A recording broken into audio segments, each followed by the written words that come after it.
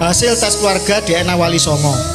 Yang pertama melalui Yisek J1, melalui Ancestry Inggris J1, 2 and 3 Jermani J1, Inavis Mabes Polri J1, Rumah Sakit Internasional Singapura J1, Expert DNA Dubai J1, Expert DNA Tes Brunei J1. Kalau keluarga Wali Songo telah terbukti haplogrup DNA-nya J1 dan ada SNP SNP single nukleotida polimorfis keluarga Nabi Alul Bait Nabi, mana sekarang Pak Alwi? Orang kalau benar Pak, tidak banyak mulut, tidak banyak cincong, mudah pembuktiannya. Hei, kamu katanya punya mobil, punya? Mana mobilnya? Ini ada suratnya, STNK-nya ada, BPKB-nya ada. Bayar pajak? Bayar. Itu kalau orang benar punya mobil. Tapi kalau nggak punya mobil, gaya-gaya pada tetangganya, kamu ada mobil, bulet jawabannya. Ya seperti itu, Yahudi ini. Wali Songo, ada nasabmu, ada catatannya, manuskripnya ada. Kamu berani isbat, berani, lolos, DNA, lolos. Ini Pak, orang yang benar.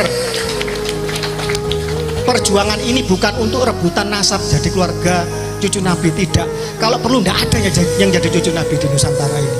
Kalau perlu tidak ada yang terbukti jadi cucu Nabi. Kalau itu nanti hanya melahirkan perbudakan, melahirkan rasisme, melahirkan arogansi nasab, melahirkan kapitalisasi dan perbudakan spiritual. Tidak perlu dan tidak penting cucunya siapapun. Ini kan karena keluarga Wali Songo dihina 200 tahun. Keluarga Wali Songo dibelokkan nasabnya ke Yaman.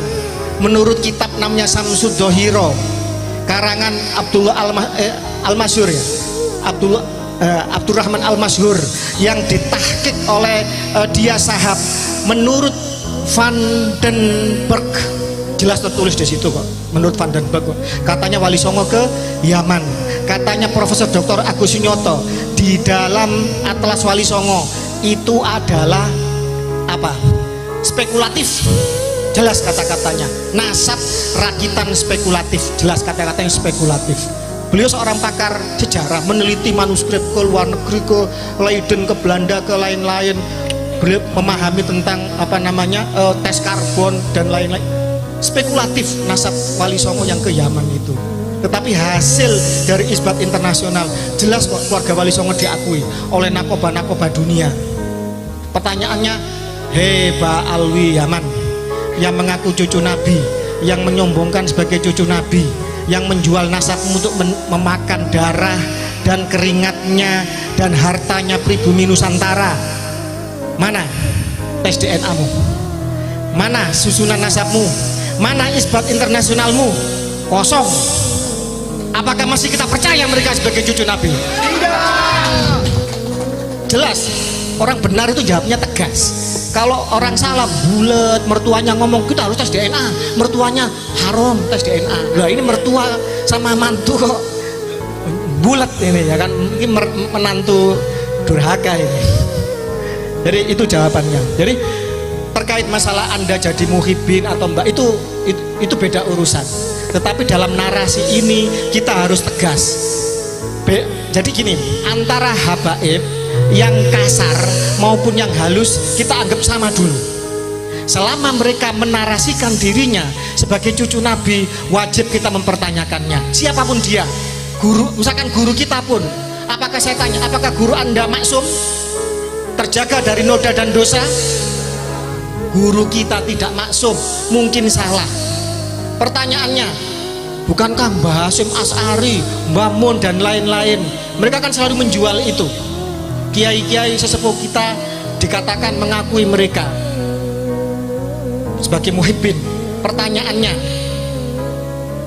Pertanyaannya sekali lagi saya katakan, apa sebutan mereka untuk kiai-kiai kita? Ahwal dan ajam. Apa ahwal itu? Katanya paman saudara dari ibu.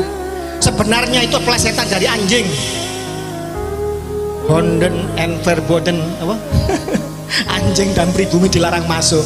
Itu adalah peribahasa yang ditetapkan oleh Belanda ketika segregasi kelas di zaman penjajahan. Ajam apa? Orang di luar bangsa Arab. Loh, mereka loh yang bukan orang Arab, orang Kaukasus. mereka itu orang Bani Khazar. Saya sudah menulis, coba dicari bahwa mereka adalah keturunan dari Khazar. Tes DNA mereka membuktikan itu, situs DNA Yahudi membuktikan itu. Kemudian mereka menyebar ke semua bangsa. Mereka menjadi Yahudi Sephardic, Yahudi Askenazik, menjadi Yahudi Kaifeng, Bene, Koci, Igbo, Alfa.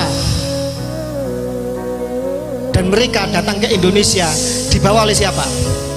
Kitab Al-Istizadah karangan Alwi, ya, Muhsin bin Ali bin Abdurrahman bin Ubaidillah, cucu dari Mufti Tarim pada zaman itu, Abdurrahman bin Ubaidillah. Itu jelas-jelas mengatakan mereka 100% diangkut oleh Belanda. Bahkan mereka sangat tamak, sangat serakah, dan bahkan kemudian disayangkan oleh para ulama-ulama Hadramut sendiri. Ini yang nulis Pak Alwi sendiri ini, bahwa mereka menyayangkan kenapa kok mau bekerja kepada penjajah kafir harbi yang menjajah negeri muslim. Bahkan kemudian mereka mau menyuap ulama-ulama Tarim supaya melegalkan pernikahan rasisme atas dasar kafaah, bahwa perempuan-perempuan mereka haram, hukumnya zina, dikawin oleh di luar mereka, termasuk Baraja. Mana Baraja? Termasuk golongan Al-Irsyad. Padahal Baraja, Al-Katiri, At-Tamimi ini adalah asli Bani Quraisy keturunan Ismail. Tetapi ketika mereka datang ke Nusantara, mereka disuruh untuk mencium tangannya orang-orang Yahudi yang ngaku cucu Nabi ini. Pak, ini penipuan 200 tahun. Mohon maaf, tidak hanya Indonesia yang pernah mengalami seperti ini. Orang-orang Khazar mengaku sebagai cucu Nabi. Mereka membuat dinasti Fatimiyah. Rajanya bernama Ubaidillah Al-Habib. Itu suka menyodomi orang di tengah pasar. Baca kitab sejarahnya Larry Gornick. Gornick dari Koinuko, seorang Yahudi yang pernah diusir kabilahnya Nabi Muhammad. Dia seorang sejarawan dan seorang matematika. Baca dinasti Fatimiyah, bagaimana raja-rajanya, sultan-sultannya melakukan kebiadaban. Kemudian mereka menuhankan Ali. Mereka merofido Syiah, itu menjadi Syiah yang sangat-sangat menuhankan Ali. Mereka melencengkan ajaran Ahlul Bait Nabi menjadi ajaran yang sesat. Mereka juga menyusup di banyak negeri dan bangsa. Mohon maaf, King Richard Inggris haplogrupnya G, bapaknya Henry haplogrupnya I, ibunya putri Prancis. Kok bisa bapaknya I, anaknya G? Ini mengobarkan perang salib ketiga. Bagaimana seorang Yuya, wazir agung Mesir, haplogrupnya G, dia kemudian menjadi wazir agung, menjadi mertuanya Fir'aun Amenhotep ketiga. Dia yang pertama kali mengangkat Fir'aun menjadi Tuhan, dan dia sendiri menjadi Father of God. Anaknya nanti Anem dan Ai itu juga menjadi Father of God. Nanti dia juga akan meracuni Fir'aun Tutankhamun, menyusup ke segala bangsa mereka. Bagaimana Stalin juga menyusup untuk melakukan pemberontakan revolusi Bolshevik 1917 di Rusia, meruntuhkan 3 abad kekuasaan dinasti Tsar Rusia Romanov yang dibantai oleh mereka. Dia kemudian membuat kelaparan, 7 juta orang mati. Dia membantai pemimpin Lenin dan seterusnya, sesama komunis, kalau nggak salah 11 juta orang. Dia mengobarkan perang dunia kedua, 70 juta orang mati. Bagaimana grup G yang lain, Al Capone, menjadi penjahat mafia Sisilia Italia. Jelas-jelas dia seorang Yahudi Italia. Dalam dirinya ada G, P303. P303 ini, kode ini juga ada di dalam Pak Alwi Yaman. Yang bicara ilmu pengetahuan, Pak, bukan saya yang bicara, ahli genetik. Bagaimana ikonoklasme di dalam Bizantium atau Romawi Timur, ikonoklasme ini menghancurkan ikon-ikon Kristen Ortodok di zaman itu. Ketika kemudian banyak yang ditulis jadi lupa. Dimana ketika Raja Leo ketiga bersahabat dengan Hagan Bihar, seorang raja bangsa Khazar haplogrup G.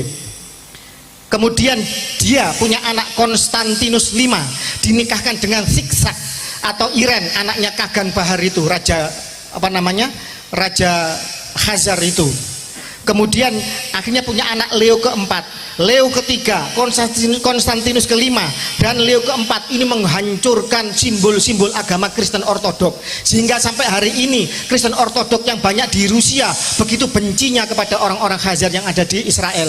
Jangan salah kalau Rusia hingga saat ini mereka tidak akan pernah setuju dengan gerakan Zionis Israel karena dendam sejarah di masa silam.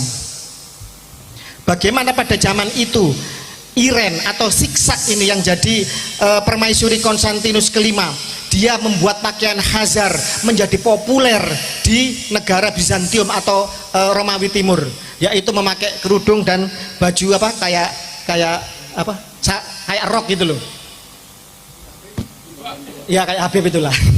Pakaian secara tidak sadar itu akan membuat kita terkooptasi. Kita terkooptasi secara budaya, maka akal pikiran kita, kesadaran kita juga akan terkooptasi. Jadi jenengan harus bangga pakai blangkon, harus bangga pakai sarung, harus bangga pakai baju surjan, harus bangga dengan lambang wayang yang ada di yang ada di rumah-rumah Anda, harus bangga dengan keris. Kita harus bangga dengan kebudayaan kita. Kalau tidak, siapa yang nguri-nguri? Kalau ini kita sudah tercabut dari akar budaya kita, setinggi apapun pohon akan tumbang. Itu yang bisa saya jawab. Wassalamualaikum warahmatullahi wabarakatuh.